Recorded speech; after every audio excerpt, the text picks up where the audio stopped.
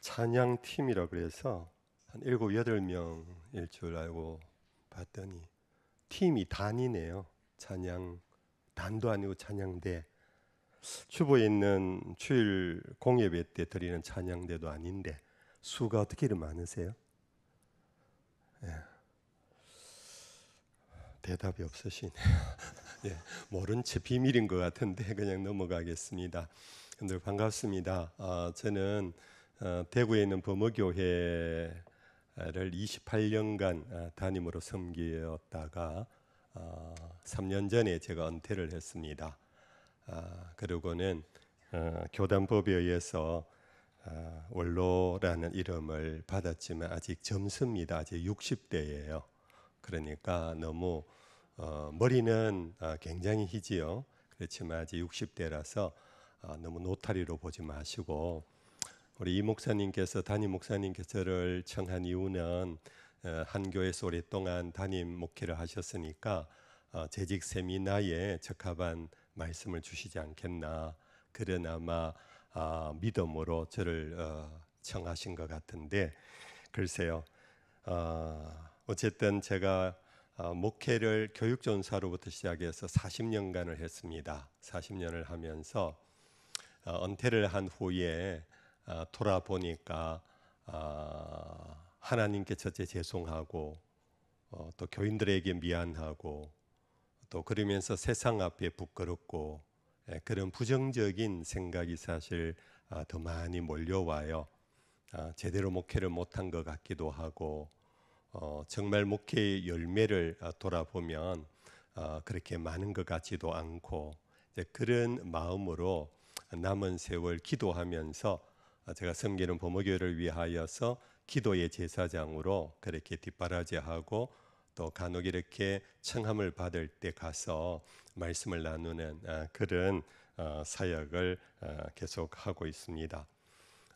제가 2년 전부터 이 가까운 부정교회에 한 달에 한두 번씩 주일 예배 와서 주일 설교를 섬겼습니다.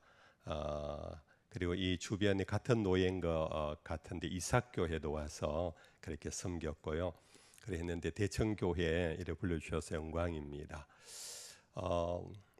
지난 아마 연말쯤이지 싶은데 어떤 매스컴을 통해서 종교에 대한 호감도 조사를 발표한 게 있었어요. 그 이제 이 대상은 비종교인들입니다. 어느 종교에도 속하지 않는 비종교인들에게 당신은 어느 종교가 가장 호감이 갑니까? 관심이 가는 종교는 뭡니까? 물었더니 불교가 52% 호감도가 높았어요. 그리고 두 번째가 천주교회가 48%였어요. 그리고 세 번째가 원불교로 17%. 우리 개신교는 원불교보다도 호감도가 없는 14%의 결과가 나왔대요. 우리 입장에서 보면 요즘 하도 가짜 얘기가 많아서 가짜 아닌가, 너무 편협되었다, 편중되었다, 조사 기간을 조사해 봐야 된다, 이런 얘기가 나올 정도로 우리에게는 속상한 일인데, 그러나 우리는 정말 겸손한 마음으로 우리를 한번 돌아볼 필요는 있을 것 같아요. 여러분들, 우리 열심히 살고 있잖아요. 특별히 열심히 교회 생활하고 있잖아요. 열심히 예배드리고, 오늘 또 오후 예배 시간에 이렇게 여러분들 오셔서 예배에 참여하고 있잖아요. 주일 오전 공예배 마치면 좀 쉬고 싶고, 가족과 함께 어디론가 가서 좀 여유 있는 그런 시간을 보내고 싶은 것이 우리들의 마음인데, 여러분들 이렇게 희생을 하고 오늘 이 찬양팀까지 이렇게 많이 모여서 찬양을 하시고, 참 우리 얼마나 열심히 삽니까? 그리고 신앙생활 얼마나 열심히 합니까? 근데 왜 우리는 세상에 비종교인들에게 이렇게 관심이 없을까요? 왜 그들에게 감동을 주는 호감도가 왜 이렇게 떨어져 있을까요? 정말 여성적인 표현을 써봅니다. 속 되게 상하잖아요. 남성적인 표현을 써볼까요? 굉장히 화가 나잖아요. 그렇죠? 우리가 슬렁슬렁 교회 왔다 갔다 하고 우리가 대충 살아서 그 결과가 나온다면 뭐 당연한 건데, 우리 열심히 교회 생활하고 열심히 섬기고 우리의 가진 물질도, 우리의 시간도, 우리의 건강도 다 바쳐서 그렇게 섬긴, 특별히 오늘 재직 세미나인데 여러분들 가운데는 은퇴하신 분도 계시겠지만은 우리 장로님, 권사님, 안수 집사님, 그리고 집사님들, 주일학교 교사들, 찬양대원들, 여러분들 그렇게 여러분들 많이 교회를 위하여 헌신하고 섬겼는데 그 결과가 왜 세상 가운데서 인정을 못 받을까요? 우리 아마 거의 대부분 공감을 하고 있는 것이 요즘 전도하기가 너무 어려워요. 이 결과가 그거예요. 전도가 참 안 돼요. 과거에는 교회가 1년에 몇 차례씩 전도 집회를 하잖아요. 초청 전도 주일을 정하고 그러면 그래도 한 사람이 한 사람씩 데리고 올 정도는 되었는데 요즘은요 10사람이 한 사람을 못 데리고 와요. 우리 대청교회는 어떤지 모르겠어요. 제가 오늘 주부를 보니까 주일 1, 2, 3, 4, 1, 2, 3부에 참석한 수가 약 한 800명 가까이 되는데 여러분들 전도주일 하면 몇 명 초청하십니까? 한 100명은 오십니까? 고개를 흔드셨는데 안 오지요. 그게 대청교회만의 문제가 아니에요. 한국교회 전체가 그래요. 우리 모모교회가요. 주일 회집수가 성인만 3,000명이 되거든요. 근데 주일 예배 그렇게 많이 모여도 전도 집회를 해도요 200~300명 못 모시고 와요. 과거에는 안 그랬거든요. 이게 결국은 우리가 설문조사한 그 결과가 가짜가 아니다. 그 팩터다. 실제다.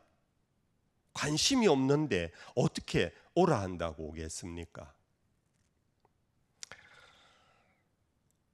그래서는 목회 40년을 이제는 내려놓고 은퇴를 한 자리에서 돌아보니까 참 물론 제 혼자의 일은 아니지만 이거는 무엇보다도 목사의 잘못이구나, 목회를 잘못했구나, 그런 부끄러움, 죄송한 마음이 많아요. 여기서 한 가지 제가 하나 깨달은 것은, 물론 이전에도 알고 있었던 거지만은 갈수록 더 깨달은 게 하나 있어요. 그게 뭐냐면 목사는 어쩔 수 없이 여러분들을 교회로 회집시키는데 마음의 중심이 있어요. 교회가 부흥하는데 마음의 중심이 있지요. 목사만 그렇습니까? 우리 장로님들도 안 그렇겠습니까? 우리 목사님이 막 교회를 부흥시키며 우리 목사님 막 최고다 정말 그러면서 나가서 자랑도 하고, 그렇게 교회에 관심은 교회가 막 회집이 많이 되고 부흥하고 막 많이 모이고 막 그런 것에 대하여서 저 단임 목회를, 제가 범어교회 전에 다른 교회에서 한 2년을 했거든요. 합치면 단임 목회를 30년을 했는데요. 그 중심이 항상 교회 중심이었어요. 근데 오늘 말씀을 보니까 말씀이 어떻게 되어 있나요? 오늘 말씀 로마서 14장 17절 18절인데 18절을 제가 한번 읽어드리겠습니다. 그리스도를 섬기는 자는 하나님을 기쁘시게 하며 사람에게도 칭찬을 받느니라 그랬어요. 우리는 하나님을 기쁘시게 하는 일에 총 진군한 것 같아요. 목회가 하나님을 기쁘시게 하는 성도들을 만들려고 하고 하나님을 기쁘시게 하는 교회를 만들려고 하는데 총진군을 하면서 알면서도 빠뜨리거나 힘을 집중하지 못한 부분이 뭐냐?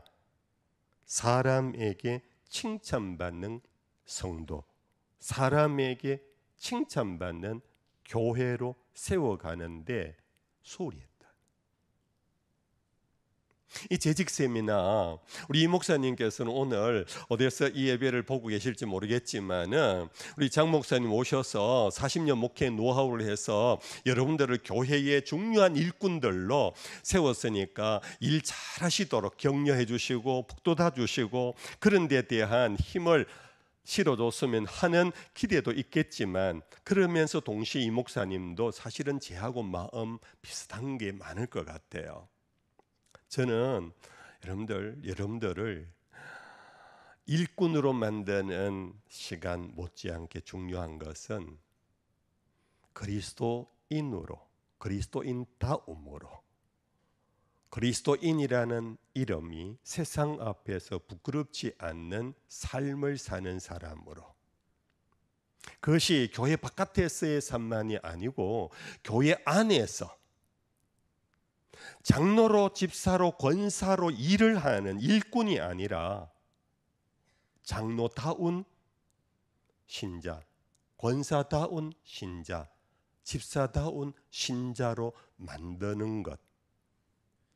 여기에 여러분들도 관심, 오늘 이 재직 세미나를 통해서 그냥 한 시간 목사님들 늘 하는 얘기 그렇게 하기보다는 마음을 열고 한번, 나는 장로로서 열심히 섬겼는데, 권사로 열심히 섬기기는 일은 열심히 했는데, 누구 못지않게 내가 교회를 잘 섬겼는데, 그러나 내가 장로다움이 있는가, 권사다움이 있는가. To do보다는 to be, just do it 이라는 것이 지난 한 40-50년 동안 여러분들 세계 사람들이 걸어다니는 신발 운동화에 새겨놓고 사람들을 막 일어나게 하고 걷게 하고 뛰게 하고 남보다 더 빨리, 남보다 더 높이, 남보다 더 멀리 뛰도록 하는, 그것이 우리들을 이끌어간 지난 20세기의 2차 세계대전 이후에 저마다 나라가, 저마다 정부가 각계전투하면서 서로 경쟁 속에 더 좋은 나라, 더 부강한 나라가 되려고 애를 써왔는데, 그러다 보니까 교회도 마찬가지였어요. 교회도 just do it, 하자로만 이끌어왔는데, 그러다 보니까 쭉정이가 돼가고 있는 힘은 소진을 다 해버렸어요. 탈진돼 버렸어요.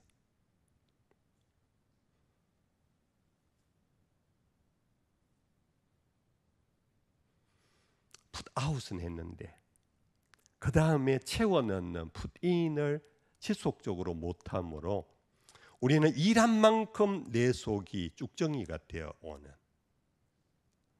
그래서 세상도 교회가, 교인들이 나와서 열심히 봉사하고 섬기고 노숙자 밥 해주고 길거리 청소하고 그리고 또 구제도 하고 병원 방문도 하고 정말 열심히 하는 그거 보고 처음에는 놀랐어요.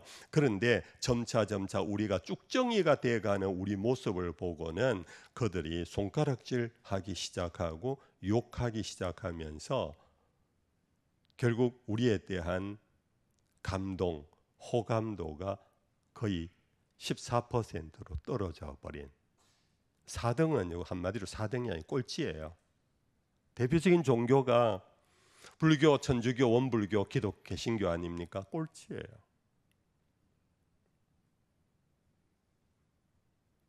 우리는 사람을 기쁘게, 하나님을 기쁘시게 하는데요, 사람을 기쁘게 하는 이것도 일로 자꾸 하려고 그래요. 일로. 사람은 그래요. 처음에는요 열심히 공부하고 열심히 일하고 열심히 뭘 하면 인정받아요. 근데 나중에는 그걸로 만족하지 않아요.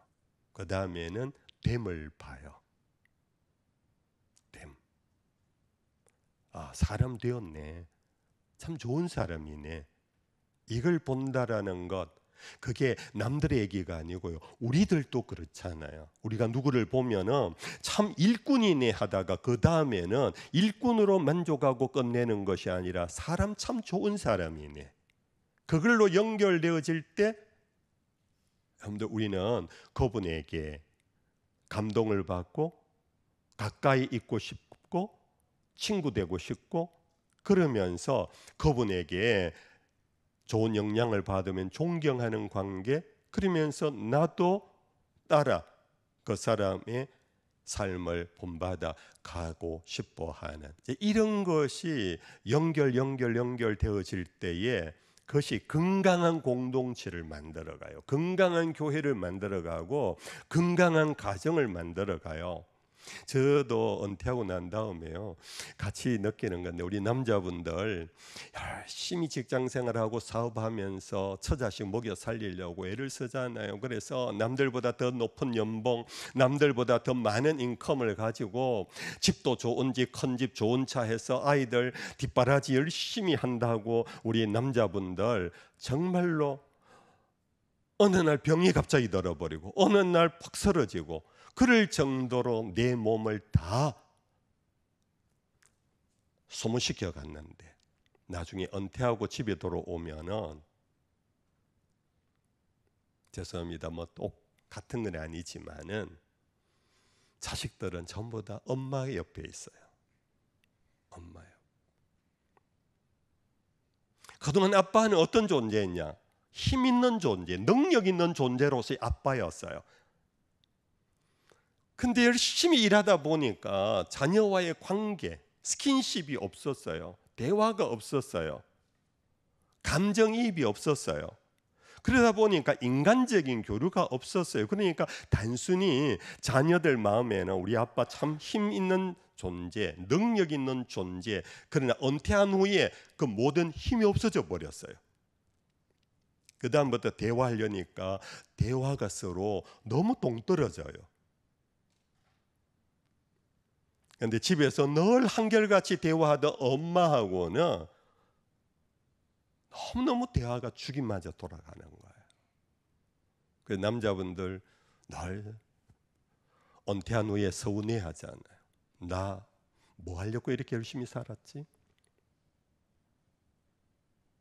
여러분들, 그런 것이 오늘 그것이 한 가정에서 내가 가장으로서 열심히 살았는데 나중에 내 몸도 약해져 버리고 나이도 들어가 버리고 이제는 사회의 관계도 다 떨어지고 이제 가족밖에 없고 아내밖에 없고 자식밖에 없다고 생각하고 돌아왔는데, 이 보금자리가 그냥 허전한 그 모습이요, 바로 제가 처음부터 지금 말씀드리고 있는, 우리가 교회로서, 신앙 공동체로서 교회를 섬기고 교회가 세상을 섬겨왔던 그것을 한번 정말 깊이 돌아보면서 더 이상 마지노선을 넘어가지 않는 자리에서 정말 다시 한번 우리를 점검하고, 믿음도 점검하고 교회 섬김도 점검하고, 그러면서 여러분들 정말 건강한 교회와 건강한 그리스도인으로서 자기를 한번 새롭게 하는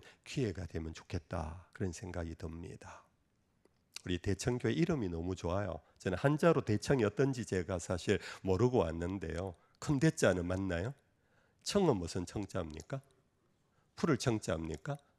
야, 정말 대단한 이름이지요. 늘 푸른, 저희 교회에 월보가 있는데요, 한 달에 한 번씩 나오는 교회에 프린터물이 있어요. 잡지가, 교회 잡지가 하나 있는데 그게 늘 푸른 숲이에요. 왜냐하면 저희 교회는 과거에 그냥 평지에 있다가 우리 범어교회가요 1906년에 설립되어서 지금 119년째 되는 아주 오래된 교회예요. 100주년을 맞이하면서 교회가 아무래도 좀 너무 좁다, 그래 건축을 해야 되겠는데 있는 자리에서 건축하기 여러 가지 조건이 좋지 않아서 옮겼어요. 그래서 차로 한 10분에서 15분 떨어진 곳에 언덕바지에, 거기에 중턱에 그렇게 교회를 세웠는데 뒤가 산이에요. 저희 교회의 닉네임이 늘 푸른 숲 교회예요. 대청교회, 우리 교회가 대청교회. 예. 여러분들, 정말 대청 가장 싱싱한 젊음의 교회가 이름만이 아니라 정말 그런 교회가 되기를 예수의 이름으로 축복합니다.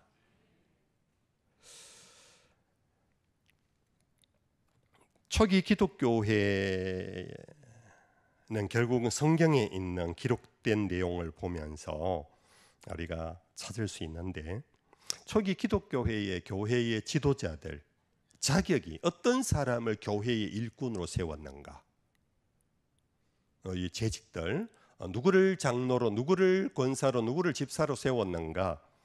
사도행전 제6장에 보면은 첫 집사를 세우는 장면이 있어요.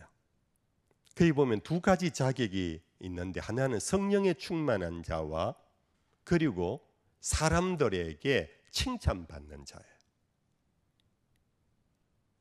이 초기 기독교회에 우리는 그냥 성령 충만하면 되잖아요. 근데 초기 기독교회도 사람에게 칭찬받는 자, 인정받는 자, 쉽게 말하면 사람 참 좋다, 하나님께도 좋은 사람, 세상 사람에게도 좋다는 인정을 받는 사람을 집사로 세우라 그랬어요. 사도 바울이 그의 제자 디모데에게, 목회자였지요, 그에게 보낸 편지 속에서 교회 감독의 자격을 디모데전서 3장 7절에 보면 외인에게서도 선한 증거를 얻은 자여야 한다. 외인, 교회 바깥의 사람에게도 선하다, 참 좋은 사람이다 하고 인정받은 자를 교회의 감독으로 세우래요. 하나 더 볼까요? 오늘 이 본문 말씀 14장인데 15장 1절 2절 말씀에 보면은 어떤 말씀이 나옵니까? 믿음이 강한 사람에 대한 언급을 하면서, 믿음이 강한 사람은 2절에 이웃을 기쁘게 하는 사람, 이웃을 기쁘게 하는, 믿음이 강하다고 해서 막 교회에서 막 그렇게 성도들, 우리 교인들에게 막 인정받는 사람이 아니라, 믿음이 강한 사람은 사람을 기쁘게 하는, 자기를 기쁘게 하는 자가 아니라 사람을, 이웃을 기쁘게 하는 사람이다. 이런 공통된 점이 있어요. 우리 한국교회가 지난 한 20년 전부터 현상 유지를 못하 10년 전부터 내리막길을 걷고 있잖아요. 교회들마다 대체로 그래요. 내리막길을 걷고 있어요. 그래서 매스컴, 우리 기독교 언론 선교단체 방송국에서 내거는 캐치프레이즈가요, 우리는 처음으로 돌아가야 합니다. 처음으로 돌아가야 합니다. 그래야 우리 교회가 삽니다. 그 캐치프레이즈의 방향성은 맞아요. 그러면서 내건 것이 뭐냐 하면은 믿음이면 됩니다. 믿음이 전부입니다. 이걸 굉장히 강조했어요. 극동방송이나 CBS나 뭐 여러 어떤 기독교 채널에서. 그런데 성경을 돌아보면 믿음이면 전부다, 그러면 이런 얘기가 나올 필요가 없잖아요. 외인에게 선한 증거를 받으라, 뭐 하나님만 기쁘시게 하는 것이 아니라 사람에게도 기쁘게 함을 받으라, 그런 얘기할 필요가 없잖아요. 정말 우리는 성경으로 돌아가야 한다면 이 말씀대로 하나님을 기쁘시게 할 뿐 아니라 사람을 기쁘시게 하고, 하나님에게 인정받을 뿐 아니라 세상 이웃들에게도 인정받아야 한다는 것이 성경의 가르침이라는 사실입니다. 20세기 영국에 참 존경받는 최고의 학자 중에 한 사람이요, 버트란드 러셀이라는 분이 있어요. 이분은 사상가인데요, 특별히 고대 히랍 철학자들의 사상부터 시작해서 중세, 건세, 현대까지의 철학사를 꿰뚫어서 서양 철학사라는 책을 지어내신 분입니다. 이 책은 철학사에 있어서도 아주 고전으로 인정받는 그런 책입니다. 우리말로 번역이 됐는데요, 한 1200페이지 되는 이런 두꺼운 책이에요. 근데 그 가운데 고대 히랍 철학 다음에 들어와서 초기 기독교 편이라는 그런 한 챕터가 있어요. 거기에 이런 얘기를 하고 있어요. 초기 기독교는 갈릴리, 로마의 한 변방 중의 변방, 알려지지 않는, 성경적으로 치면은 나사렛에서 무슨 선한 것이 나겠느냐, 유대인이 유대인 보고 그렇게 말을 했는데, 로마라는 전 제국의 입장에서 보면요, 이 나사렛 그리고 갈릴리는 이거는 그냥 점 하나 콕 찍은 정도의 곳이거든요. 거기에서 시작된 기독교라는 종교가 그 핍박과 순교의 피를 흘리면서 그 탄압 속에서 어떻게 견뎌냈고, 견딜 뿐 아니라 어떻게 로마를 정복해 버렸을까?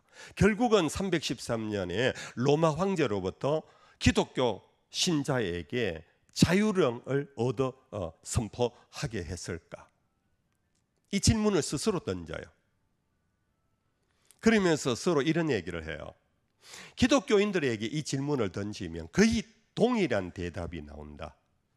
그것은 우리가 행한 것이 아니라 그것은 전적으로 하나님의 은혜이며 성령의 역사였습니다. 아멘입니까? 네, 맞아요. 전적으로 하나님의 은혜이며 성령의 역사예요. 이것은 사람의 힘으로 불가능하다라는 거꾸로의 표현이에요. 사람의 힘으로는 안 돼요. 고린도전서 제1장 말씀에 보면 우리 가운데 능한 자가 없고 우리 가운데 부한 자도 없으며 우리 가운데 지식청도 없다라고. 우리 가운데라는 초기 기독교의 공동체 안에는 요즘으로 치면은 내노라 하는 사람이 하나도 없었어요. 요즘에 그냥 속어로 말하면 핫바리들만, 힘드니까 교회 와서 울고 계시는, 죄송합니다, 여성들, 그리고 할머니들, 아니면은 아이들, 뭐 이게 사실 초기 기독교회의 형편이었어요. 그런 사람들이 로마를 정복했다라는 것은 사람의 힘이 아니라는 것을 고백할 수밖에 없어요. 근데 버트란드 러셀은 그 질문에서 나에게 질문한다면 하고 자기가 평가하는 내용을 짧게 이렇게 했어요. 나는 초기 문헌을 살펴보니까 그 문헌 속에 당시 로마인들이 이 기독교회를 어떻게, 기독교인들을 어떻게 평가했느냐 하면은, 갈릴리 종교의 사람들은 신의 성품을 지닌 듯 했다. 신의 성품을 지닌 듯 했다. 이것이 로마인들이 스스로 기독교회에 대한 평가였어요. 그러면서 러셀은 거기에 이제 사족을 붙입니다. 왜 이렇게 했을까?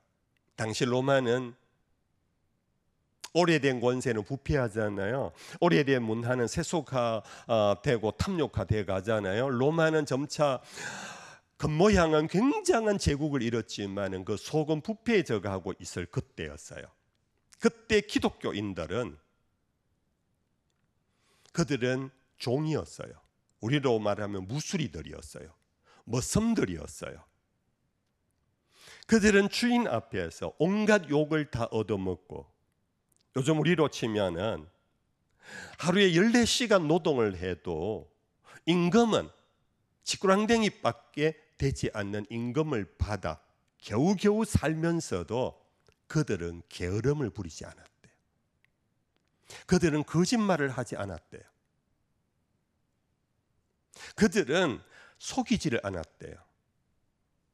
그들은 주인 앞에서 신의를 지켰대요.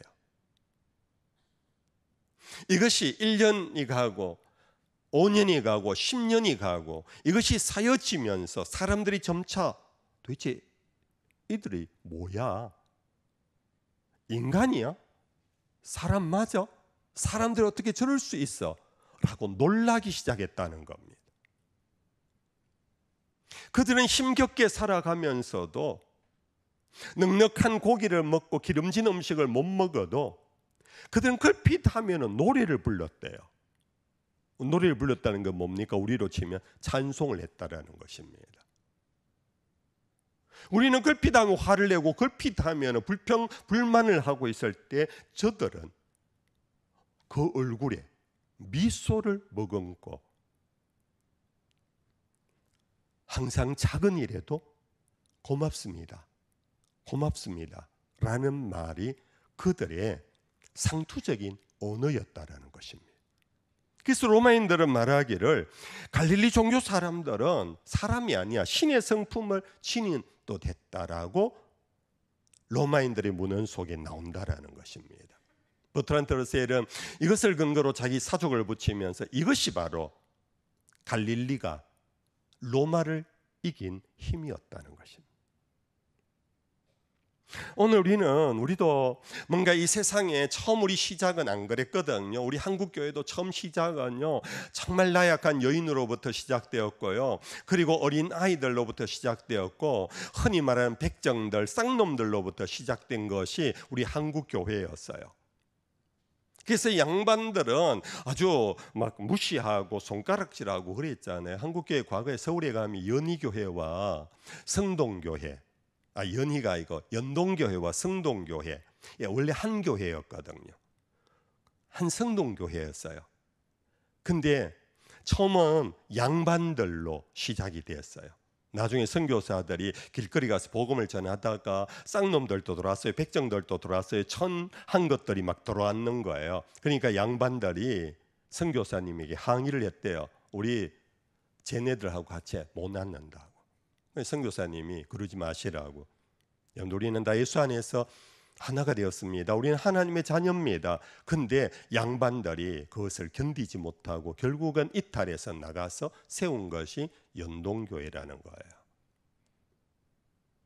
근데 결국은 이 하류들이요, 결국 한국교회의 뿌리가 되었고 힘이 되었고 그들이 한국교회의 중심이 되면서 오늘의 한국교회를 번성시킨 장본인이 되었어요.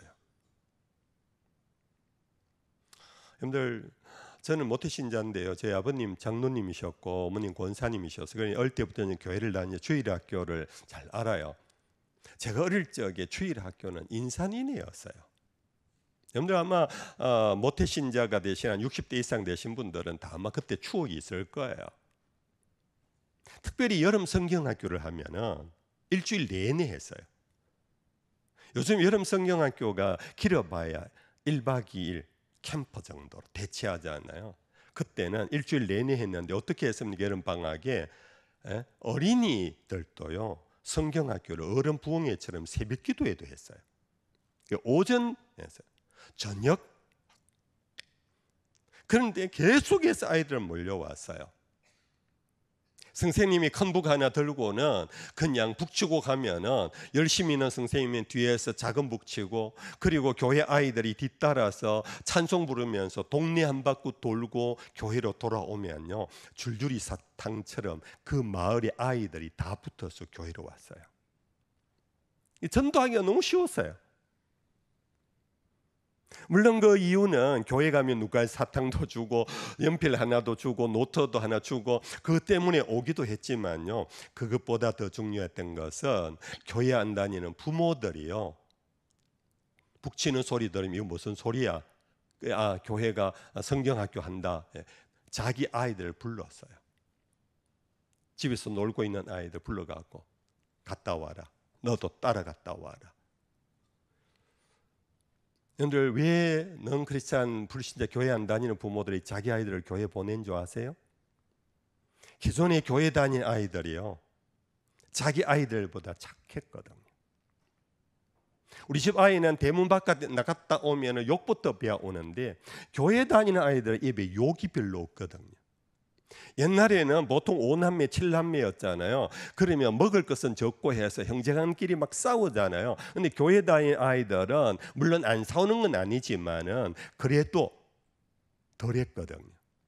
이 교회 안 다니는 부모들이 자녀 교육, 아이들의 심성교육, 성품교육은 교회만 한 데가 없었어요. 그래서 교회에 보냈어요. 가라고 밀어붙였어요. 그것이 한국교회의 주일학교의 부흥이었고 그것이 오늘 한국교회를 이렇게 번성시킨 거예요. 한국교회 과거에 유명한 설교자가 있었기 때문 아니에요. 김육두 목사님 몇몇 부흥사가 있었지만 그분들 때문에 교회가 부흥한 게 아니거든요. 그때 유명한 신학자가 많았습니까? 그때 어떤 설교 자료가 많았습니까? 사실 제가 어릴 적에는요, 제가 다녔던 교회 목사님이요, 그냥 초등학교 나와서 있다가 성경학교 하고 목사 안수 받아서 목사님 되신 분들이 그 대부분이었어요. 그 목사님들 설교 들어보면 했던 말 또 하시고 같은 말 반복하시고 또 그러면서도 또 설교 얼마나 긴지 지금 제처럼 말이죠. 긴데도 불구하고 근데 교회 교인들은요 그 설교를 듣는다고 꼼짝 안 하고 앉아서 설교를 듣고, 여러분들 그것이 한국교회 오늘을 만든 힘이었어요. 지식이 아니었어요. 학위가 아니었어요. 바로 목사됨, 그리스도인됨, 성도됨, 그들의 변화, 그것이 세상 사람들에게 호감을, 감동을 주었고, 그때는 교회 그러면 정말 호감도가 높았어요. 감동이 있었어요. 그들이 저절로 자기들이 스스로 교회로 찾아왔어. 이게 버트란드 러셀이 초기 기독교회가 로마를 정복한 이유라고 한 것이 우리 한국 교회도 틀린 말이 아닌 것 같아요. 자, 그러면 도대체 어떻게 우리는 정말 그리스도를 섬기는 자로서 교회를 섬기는 것과 함께 세상 사람들을 기쁘게 하며 세상 사람들에게 감동을 주며 인정을 받을 수 있을까? 제가 오늘 그냥 헌신 예배면 한 25분 30분 설교하고 할 텐데 세미나라 그래갖고 설교 아닌 강의식으로 제가 준비를 되게 많이 해왔어요. 그것도 대구에서 오늘 비 맞아가면서 1시간 반을 달려왔는데 조금만 참고 끝까지 들어주세요. 조금만 더 할게요. 해도 되지요? 감사합니다. 억지로. 여러분들 한자어에서 단이라는 말이 있어요. 단. 우리가 교회에 잘못된 가르침을 하는 사람은 이단이라 그러잖아요. 다를 이자에 껐다, 끝이 다르다. 이래서 이단. 처음에 시작은 예수로 시작하는데 나중에 끝은 이상한 소리를 해서 이단이다. 뭐 그런 식으로 했는데 이단에 대한 아마 지식이 있을 거예요. 아무튼 그 단이 끝단자인데 동시에 이 끝단자는 모서리를 의미하고요. 그 모서리라는 것은 뭐냐? 실마리가 된다. 그런 뜻이에요. 그래서 어떤 사건이 나면 형사들이 수사를 하잖아요. 그 수사를 하는데 어떤 흔적을 가지고 단서를 포착했다, 단서를 잡았다, 그런 말. 이 단서라는 게 뭡니까? 실마리를 잡았다, 그 뜻이에요. 그런데 우리가 그리스도를 섬기는 자로 다시 교회가 세상의 주목을 받고 다시 세상으로부터 감동을 우리가 주면서 그들이 받고 이 교회로 오세요 오세요 안 그러더라도 그들이 솔직히 와서 아무개 엄마야 나도 교회 좀 가보면 어떨까? 그런 말을 할 수 있는 실마리. 제가 간단하게 하고 싶지만 간단하게 될지 모르겠지만 4가지 실마리가 있어요. 첫째는 로마서 12장 15절 말씀 우리 같이 한번 읽어볼까요? 로마서 12장 15절 말씀. 로마 12장 15절 저기에 있는 대로 한번 읽어봅시다. 시작. 즐거워하는 자들과 함께 즐거워하고 우는 자들과 함께 울라. 즐거워하는 자들과 함께 즐거워하고 우는 자들과 함께 울라. 이 많이 들어본 것 같지요? 근데 스스로에게 물어보세요. 나 그렇게 살고 있는가? 나 그러고 있는가? 내 주변에 우는 자들 보면 짜증나. 아유 또 저 사람 보니까 막 내까지 막 우울증에 걸리려고 하네. 우는 자, 슬픔을 당한 자, 힘들게 사는 자, 뭔가 모르게 근심과 불안이 있는 사람들. 성경은 말하기를 그 사람들의 그 고통과 그 배고픔과 눈물과 슬픔에 공감해 주라는 겁니다. 누가 신나는 일이 있습니다. 좋은 일이 있습니다. 딸이 드디어 이제 남자를 만나 시집을 간대요. 요즘 교회들마다 참 이 결혼 사회가 그렇지요. 사실은 막 20대에 결혼하면요 효자 중에 효자예요. 그렇지요? 30대 막 초반까지만 가도 막 할렐루야 그러고 막 박수 치고 그래요. 예. 우리 딸도요, 큰 딸은 32에 갔고 둘째 딸은 34세가 왔어요. 이게 뭐 목사 딸인데도 그렇더라고요. 나 인기 있어서 빨리 갈 줄 알았는데. 예. 그런데 어쨌든 간에 그래갖고 드디어 이제 내 딸이 남자친구가 생겨서 결혼을 한다고 그래서 막 좋아라 그러는데 배가 살살 아프기 시작해요. 배가 아픈 이유가 알지요? 누가 잘 되는 거 보면 배가 아파요. 여러분들, 이게 여러분들은 아니기를 바라고요. 근데 우리는 괜히 그러잖아요. 괜히 그런 게 아니잖아요. 사촌이 논을 사면 배가 아프다. 이건 오래전부터 나온 얘기. 인간의 본성, 죄성, 자기 중심성, 이기심이요. 나와 상관없이 다른 사람이 잘 되면 시기와 질투가 나요. 평소에는 교회 갑시다 할렐루야 찬양 얼마 입에서 나오는데 누가 슬퍼하는데 그 슬픔에 공감도 안 해주고, 누가 기뻐하는데 와 좋겠다 박수도 안 쳐주고, 그러면 사람들이요 우리를 보고 뭐라 할까요?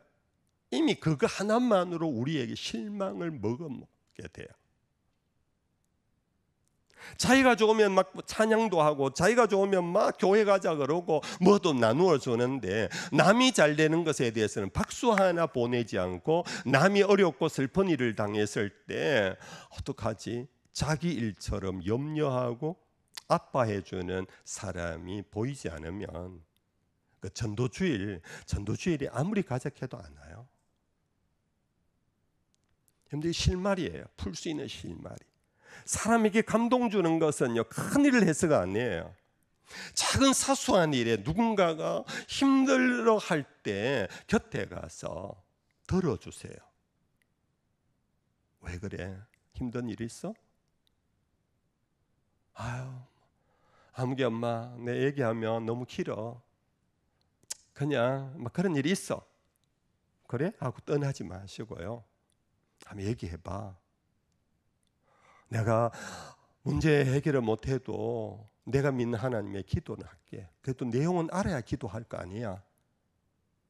사람은 기도해 준다 그러면 뭔가 그래도 조금은 마음이 움직여요. 그래?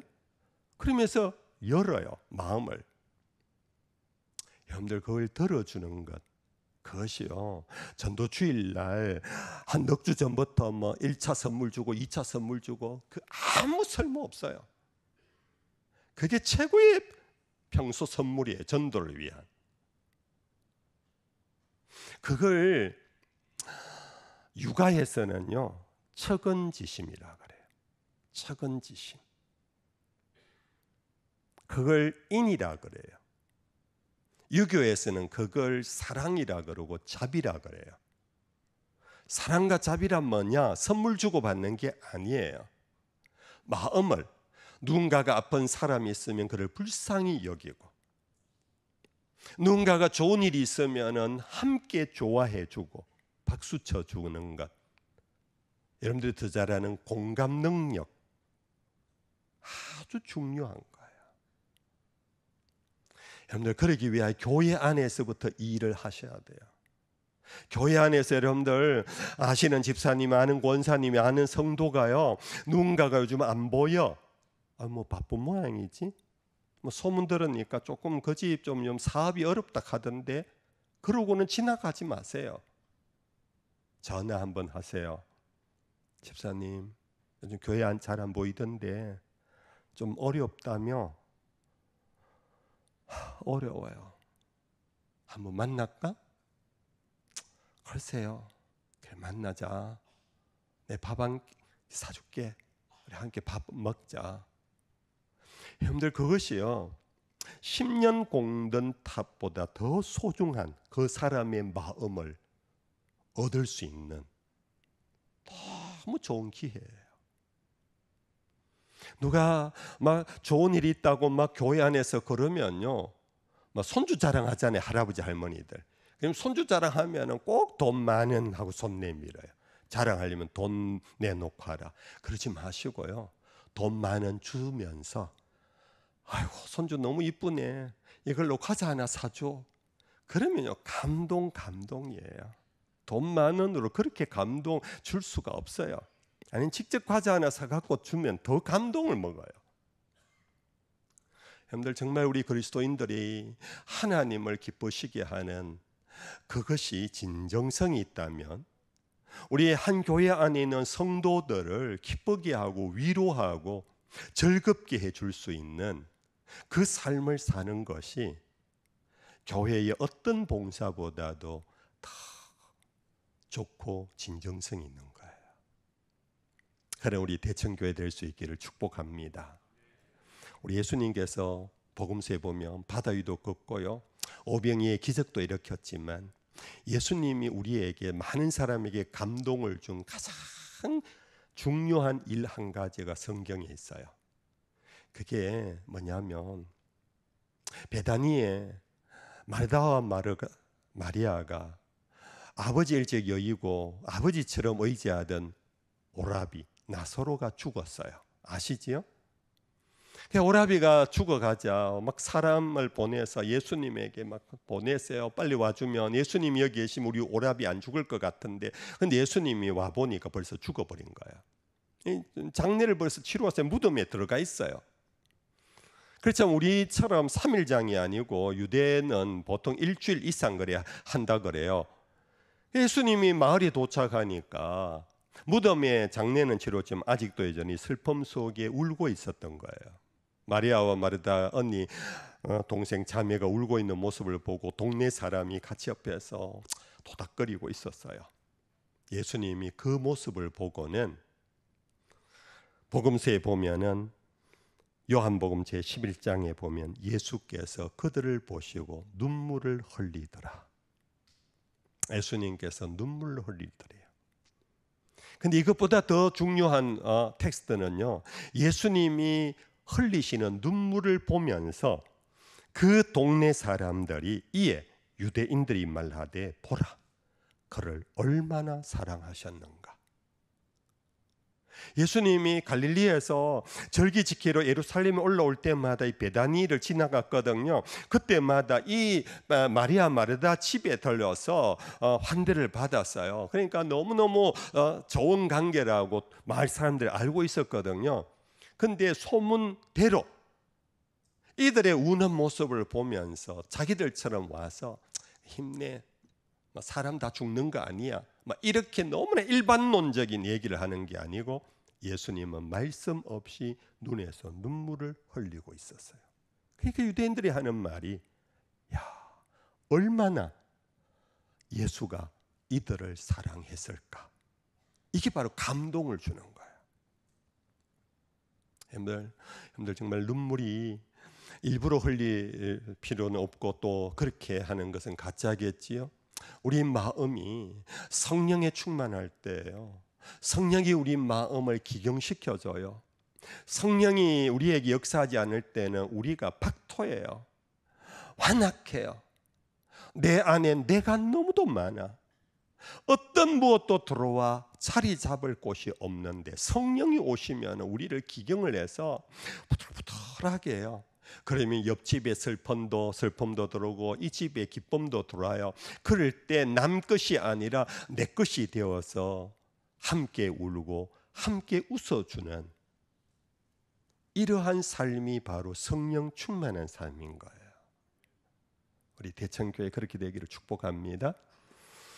여러분들, 두 번째는요, 우리는 세상에 전도할 때 그러잖아요. 모든 사람은 죄를 범하였다고. 여러분들, 아무도 의인은 없습니다.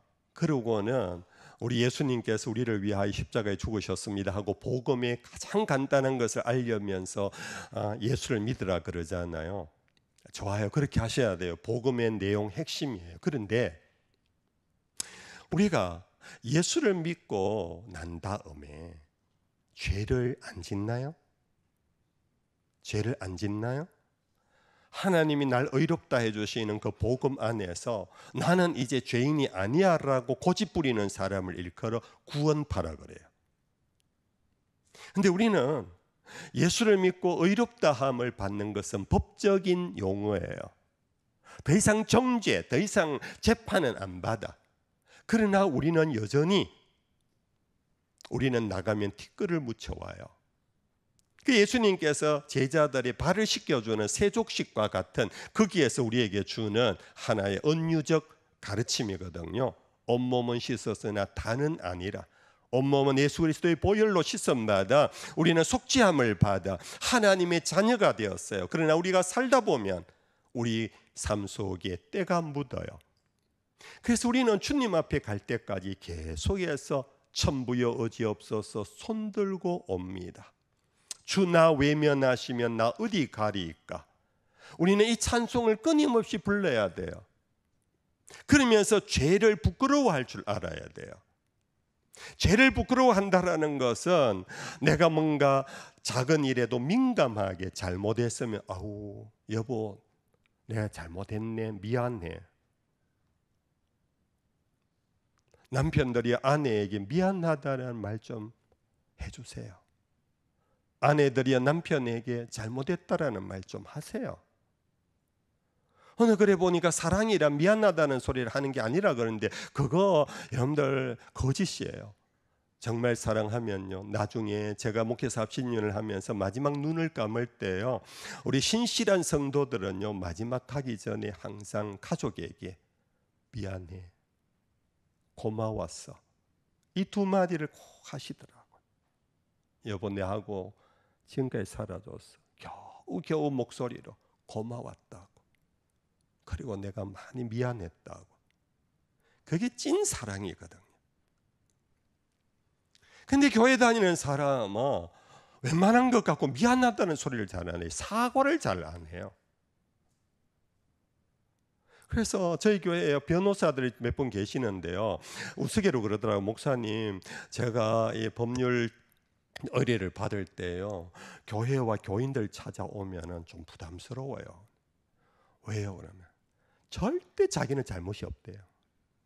그래서 막 그 소송 걸리면 머리가 아프대요.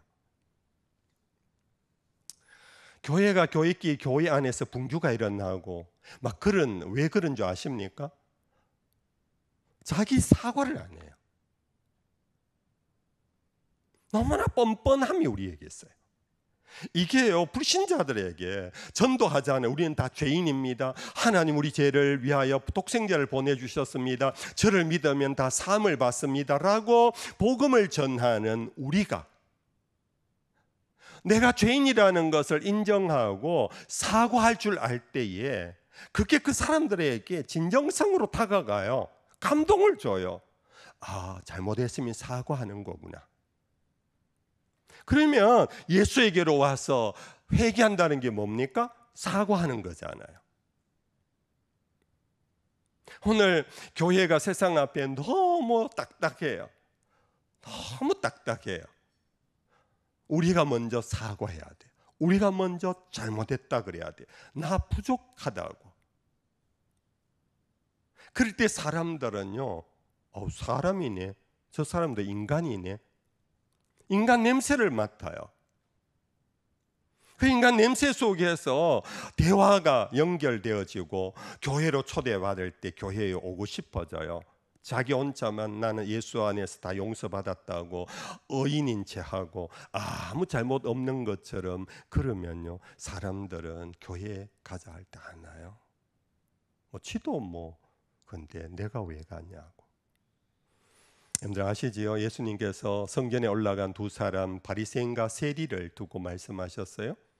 바리새인은 성전문을 열자마자 제일 앞으로 와서 너무나 보무도당당하게 개선장군처럼 승리자처럼 성전 앞에 와서 두 손을 열고 고개를 하늘을 향하여 들고는 자기가 잘한 일을, 업적을, 자기의 어떤 공로를 하나님 앞에 감사라는 표현을 쓰지만은 자랑을 하고 있었어요. 그러나 세리가 어떤 존재인지 아시지요? 성전에 들어와서 뒷자리에 앉아서 앞으로 나오지도 못했어요. 고개도 들지도 못했어요. 고개를 숙인 채 가슴을 치면서 나는 죄인입니다. 나를 불쌍히 여기소서. 이건 예수님께서 예로 든 두 사람 얘기예요. 목사의 예가 아니에요. 사도 바울의 얘기가 아니에요. 예수님께서 이 두 사람을 얘기하시고는 예수님이 하신 말씀이 이 사람이 의롭다함을 받고 갔느니라. 누가요? 바리새인이요? 세리가. 복음 안에서 성경의 의의 시작은요, 선행의 끝에서 인정받기 시작하는 게 아니에요. 성경의 의의 시작은 회개로부터 시작이 돼요. 죄를 인정하고 깨닫고 잘못했습니다, 부끄러워하는 그때 벌써 하나님은 우리를 의롭다 해주시는 거예요. 십자가에 달린 두 강도 중에 한 사람이 주의 당신의 나라 임할 때 나를 기억해 달라고, 나 당신의 나라 가게 해달라는 말도 못하고 부끄러워서 자기의 죄가 생각나서 그냥 기억만 해달라고 했을 뿐인데, 예수님께서 오늘 저는 나와 함께 낙원에 이르리라고 했어요. 사랑하는 성도 여러분들, 우리는 큰 업적을 남김으로 의로운 사람이 되는 게 아니에요. 그렇다면 기독교는 있을 필요가 없고 예수님이 이 땅에 와서 십자가를 짊어질 필요가 없어요. 우리는 자기의 죄를 인정하고 부끄러워하고 그것을 사과하고 회개하는 것, 이것이 바로 의인의 의의 길이고, 그럴 때 세상 사람들은 복음을 깨달아요. 십자가의 의미를 이해해요. 그러면서 여러분들 우리에게로 나올 수 있는 문이 열리는 거예요. 세 번째는, 두 번째 이것을 일컬어 유교에서는요, 의라고 하면서 의를 뭐라 그랬냐면 수오지심이라. 수오라는 것은 부끄러워하는 마음이라. 이 육아에서 유교 사람들도 의에 대하여 그렇게 제대로 알고 있는 거예요. 세 번째는 여러분들 우리 그리스도인들은요, 예절이 필요해요. 우리 그리스도인들이 예가 너무 상실되었다는 얘기를 많이 해요. 안팎으로. 우리는 아는 사람일수록 예절이 더 필요해요. 우리는 모르는 사람 앞에서 깍듯이 예의를 갖춰요. 근데 아는 사람 앞에서는 우리가 뭐 남이가 하고 막 터놓고 막 말도 막 놔가면서 막 교회에서 조금만 알면 말 놔버리잖아요. 예. 여러분들, 우리는 예절이 필요해요. 하나님 앞에서만 우리의 예의를 차리는 그 예배잖아, 예배. 하나님 앞에서만 예절을 갖추는 것이 아니라 사람 앞에서도 예절이 있는 사람이 돼야 돼요. 그럴 때 세상 사람들에게 감동을 줘요. 뭔가 가슴에 뭉클해요. 그러면서 주목을 받아요. 그런데 예절이란 뭔가? 그것은 90도로 폴더 인사하는 게 아니에요. 옷을 예복을 입는 게 아니에요. 예절이 뭔지 아세요? 그것은 육아에서 말하기를 그것을 사양지심이라. 사양이라는 것은 뭡니까? 양보한다라는 거예요. 양보는 왜 합니까? 남을 나보다 낮게 여기면 양보합니까? 낮게 여기는 데서 양보하는 거예요. 빌립보서 2장에 남을 나보다 낮게 여겨라. 너희 안에 이 마음을 품으라고 그리스도 예수의 마음이니 그는 근본 하나님의 본체시나 그와 동등됨을 취할 것으로 여기지 아니하시고 자기를 비어, 케노시스라는 거예요. 이건 완전히 비어버린 거예요. 자기를 비어 종의 형체를 가져 사람의 모양과 같이 나타나셔서 십자가에 죽기까지 복종하셨다고 그랬어요. 이것을 보시고 하나님이 그를 지극히 높여 하늘 위에 이런가 땅 위에 이런가 땅 아래 모든 이름이 그리스도 예수의 이름 앞에 무릎을 꿇게 하셨다. 예절이란 남을 나보다 낮게 여기는 겸손이 예절의 핵심이에요. 폴더 인사하고 돌아서서 욕하는 사람 많잖아요. 그렇죠?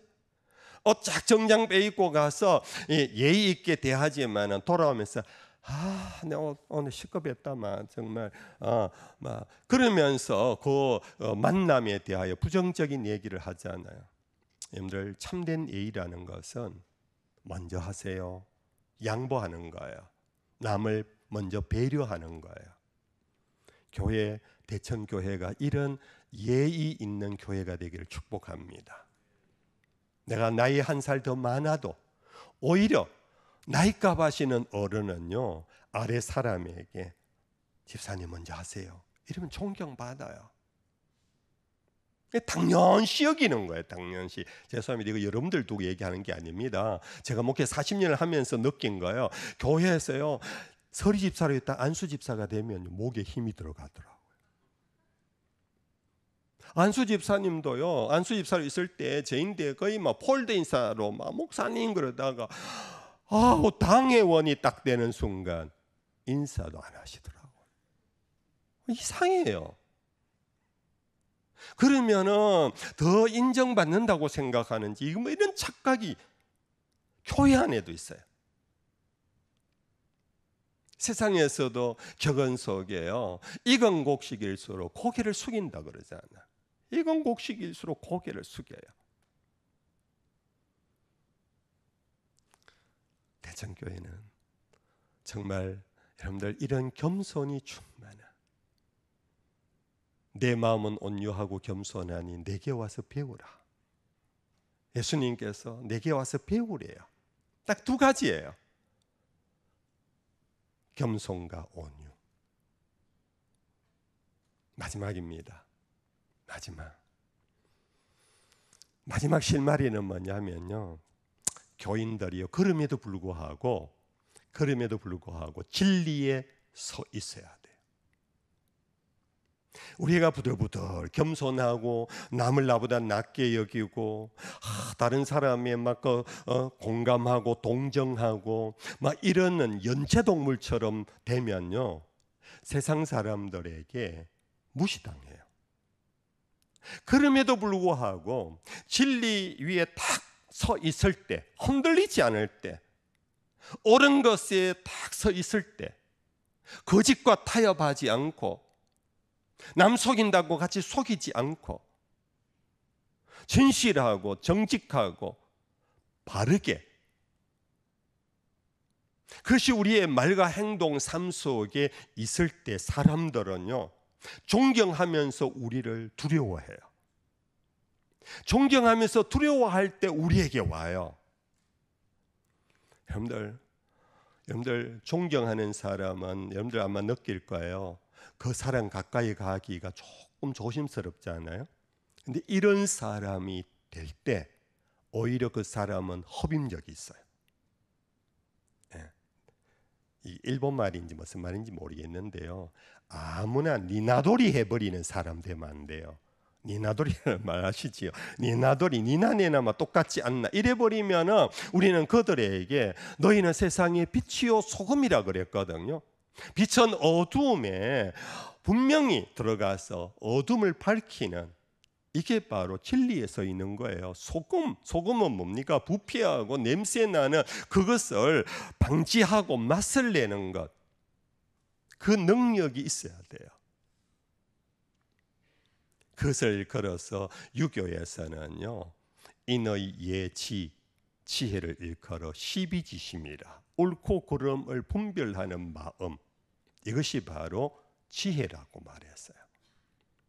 시편 제1편에 복 있는 사람은 악인의 길을 쫓지 않고 죄인의 길에 서지 않고 오만한 자의 자리에 함께 앉지 아니한다. 그냥 이 사람 저 사람에게 막 섞여가면서 그냥 살다가 인간적인 것만 보여주다가는요, 그는 같이 빠져버려요. 대신 그는 여호와 율법을 즐거워하여 주야로 그 율법을 묵상하는 자로다. 저는 시냇가에 심겨온 나무와 같아서 시절을 쫓아 과실을 맺나니, 그럴 때 사람들은 과실이 맺히는 나무에게로 오는 거예요. 여러분들 한 분 한 분이 대천교회에 강변 녹수들이 되기를 바랍니다.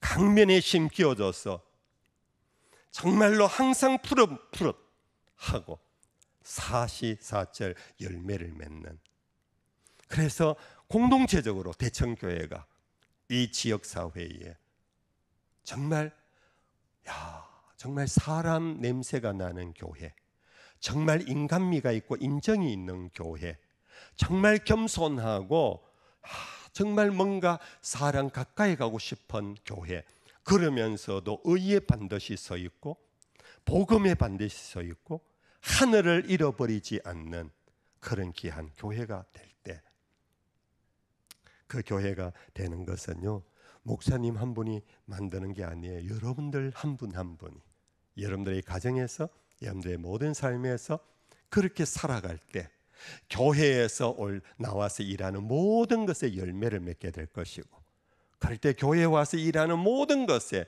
서로 갈등이 없고 서로 간에 다툼과 시험이 없고 교회 와서 재직들끼리 행복한 신앙생활 공동체를 이루게 될 줄로 믿습니다. 그런 교회 되기를 주 예수의 이름으로 축복합니다.